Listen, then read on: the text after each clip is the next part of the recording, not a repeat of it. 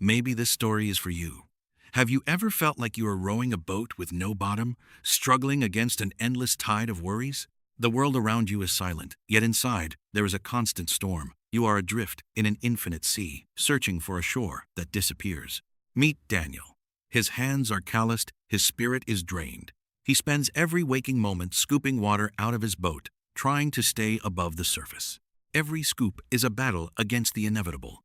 His eyes tell a story of a man who hasn't slept in years, haunted by the fear of sinking. He believes that if he stops for even a single moment, the darkness will swallow him whole. This is the cycle of a soul that's tired. The more he tries to clear the water, the more it seems to seep back in. It is a relentless, exhausting dance between effort and total failure. Do you recognize this feeling? The harder you work, the more the world demands. The busier you become, the more your heart feels empty and heavy. The boat is leaking from places he cannot see. He focuses on the symptoms, the water on the floor, but never on the source of the leak. He feels alone in this struggle, as if the entire ocean is conspiring to pull him down. But is the ocean his enemy or his teacher? Let Daniel lead you through this mist. Perhaps his story is the key to understanding why your own soul feels like it is sinking into exhaustion. As night falls, the panic sets in. The cycle of exhaustion intensifies. We call this productivity, but in reality, it is nothing more than blind, frantic busyness. We fill our days with tasks, meetings, and chores, thinking that by being busy, we are moving forward. But are we moving or just staying afloat? The math of misery is simple. Your output can never match the input of a world that constantly demands more of your time, energy, and spirit. The body has its limits, and the soul has even less tolerance for meaningless labor. Daniel is reaching the breaking point of his endurance and will. Look at the weight he carries. It is not just the water. It is the deadlines we impose on ourselves, the fear of falling behind others. Then comes anxiety, a heavy stone that sinks deep into the heart. It tells you that you are not doing enough, that you are failing everyone. Expectations of society, family, and yourself. They are heavy burdens that we voluntarily strap to our backs while trying to navigate the stormy seas of life. And finally, envy. The weight of comparing your sinking boat to the cruise ships of others. This weight is the most silent and deadly of all. Darkness closes in. When we are exhausted, our fears grow shadows. Every ripple looks like a monster, and every silence feels like a final judgment. He stops, not because he wants to, but because he has nothing left to give. The water continues to rise, unbothered by his pain or effort. In this silence, the truth begins to surface. You cannot save a boat by exhausting yourself. You must first understand why the water is coming in. Sometimes, reaching the bottom is the only way to realize that the struggle was based on a misunderstanding of what it means to be alive. Wait, the end is not here yet. In the deepest part of the night, a new perspective is often born from the ashes of our exhaustion. He stops fighting the ocean and starts listening to it. The busyness was a noise that prevented him from hearing the wisdom of the deep. There is a light. It doesn't come from a lighthouse or a shore, but from another presence approaching through the veil of the silent mist. Hope is not a loud shout. It is a quiet light in the distance. Daniel watches as the silhouette of another boat emerges from the darkness. This is the arrival of a different way of being, a way that does not require scooping, splashing, or the constant fear of sinking into nothingness. On the boat sits an old hermit. He is not working. He is not taking water. He is simply sitting, existing in perfect harmony with the sea. His hands are still. He carries no scoop, no bucket. He holds only a flower made of stone, a symbol of life growing from the hard. Daniel is shocked. He sees the cracks in the hermit's boat, yet the hermit is dry. The water seems to respect the old man's quiet presence. "Help me," Daniel whispers. The hermit doesn't move to help him scoop. He simply looks at Daniel with eyes that have seen 1,000 storms. The two boats float side by side. One is a theater of war. The other is a temple of peace. Both are in the same ocean. Look at the pot, Daniel. The world sees only the cracks, the flaws, the brokenness. But the wise know that cracks are where life begins. Without the cracks, the seeds would be trapped inside.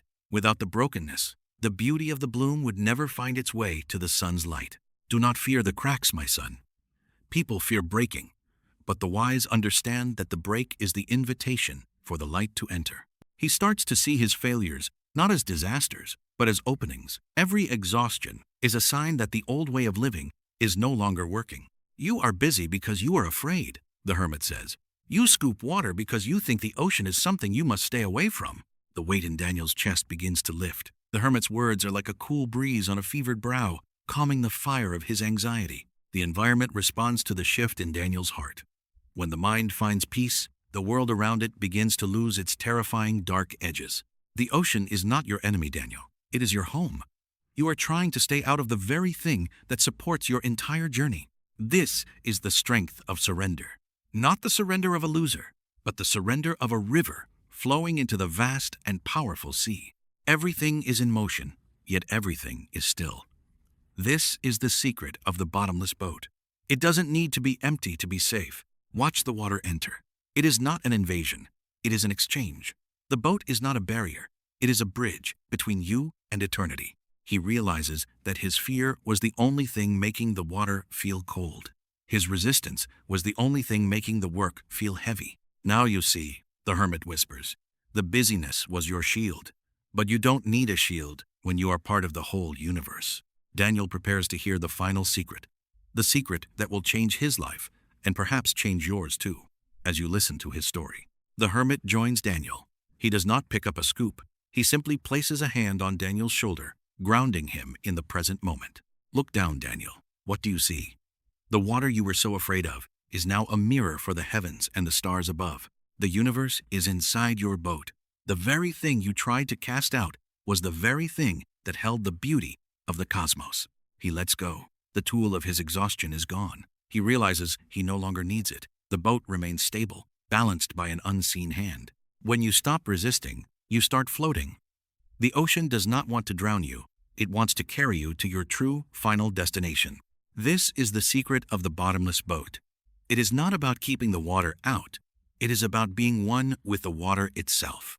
Silence is the greatest teacher. In the quiet, Daniel understands that his busy life was just a way to avoid the vastness of his soul. He breathes out his fatigue. He breathes out his fear. The mountains echo his release, returning only peace and the sound of the soft wind. The world is a mirror. When you are at war with yourself, the ocean is a battlefield. When you are at peace, it is a sanctuary. Your wounds are not mistakes. They are the map to your destiny. The places where you are broken are the places that guide you home. You are ready. The hermit's voice lingers in the air. The journey was never about the boat. It was always about the person inside it. He is no longer alone, for he has found himself. The connection to everything is felt in the marrow of his bones and his light heart. Life moves you when you get out of the way. The effort of the ego is replaced by the effortless grace of the divine spirit's flow. The night of the soul is over. The morning of awareness is here. Daniel is no longer a man on a boat. He is the ocean.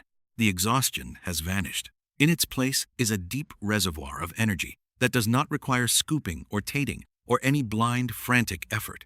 He embraces his imperfections. He understands that being unbroken was a lie that kept him from the truth of his own beautiful human complexity. Freedom is not the absence of problems, but the presence of peace amidst them.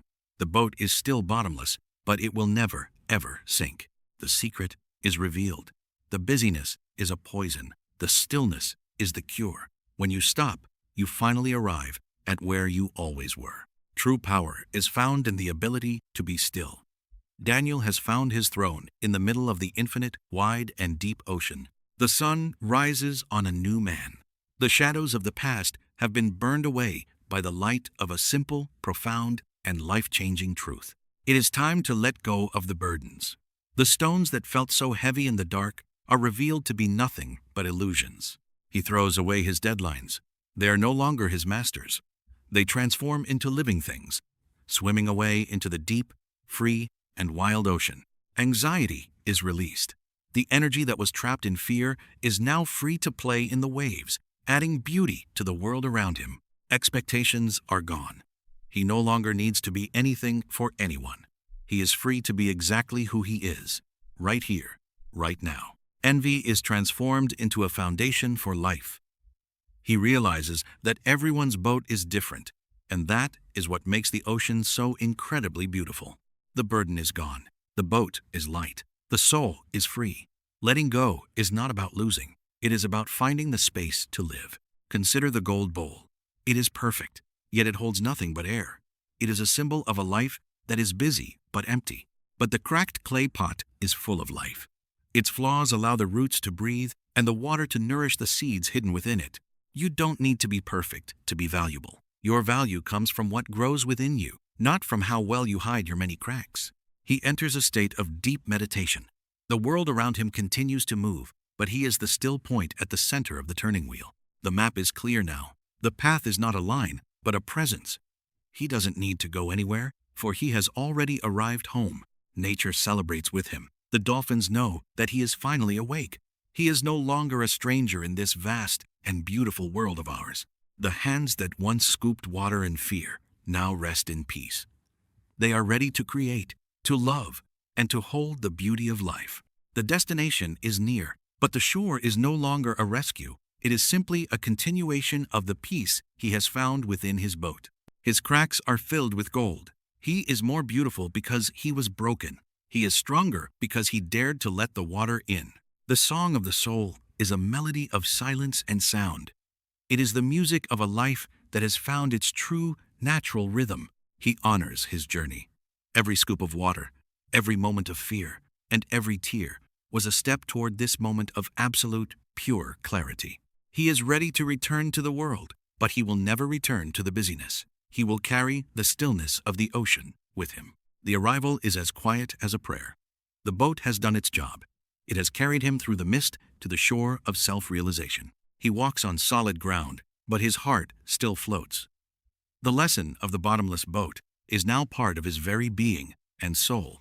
The boat is no longer a prison. It is a vessel of light. He leaves it there for the next traveler who finds themselves lost. His story begins here. The story of a man who stopped being busy and started being alive. A man who found peace in the cracks. Daniel's journey has reached its destination, but yours is still unfolding. Every step you take can be a step toward your own inner peace. The world is bright when you are at peace. The colors are more vivid, the sounds are more musical, and the air is much sweeter. Goodbye to the fear. Hello to the vastness. He is grateful for the cracks, for without them, he would still be scooping water in darkness. His journey is a map for you. You don't have to be tired anymore. You don't have to keep scooping water from your broken boat. Tonight, let your boat rest. Let the water in. Let the cracks be the places where the light of your own soul finally enters. The universe is waiting for you to stop. It is waiting for you to realize that you are already home, already safe, and already enough. Make a wish for your soul. Wish for the courage to be still. Wish for the wisdom to see the beauty in your own imperfections. The light is here. It has always been here. It was just waiting for you to stop the noise and let the silence speak to you. Sleep well, weary traveler. Your boat is floating. The ocean is holding you. There is nothing left to do but rest in the light. Good night, beautiful soul. May your dreams be filled with the stillness of the deep sea and the golden light of a brand new dawn.